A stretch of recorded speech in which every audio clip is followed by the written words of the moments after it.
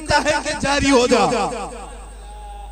اور اگر اللہ کے حکم سے نہیں چلتا تو تیری ہمیں کوئی ضرورت نہیں۔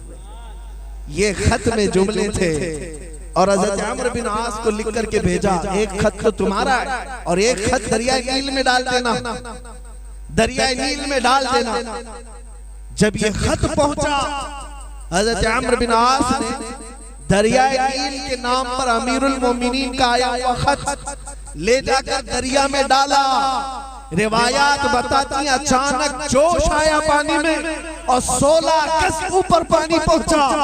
آج 14 صدیاں گزر گئی، نہ کبھی کسی کی بھیڑ چڑھائی جاتی ہے نہ بلی چڑھائی جاتی ہے۔ دریائے نیل آج بھی لبالب بھرا ہوا رہتا ہے۔ میرے عزیزوں میں بتانا یہ چاہتا ہوں، اگر کوئی پوچھتا ہے محمد عربی کی غلامی میں کیا فائدہ ہے، آؤ دیکھو فائدہ تو دلوں پر چلتا ہے۔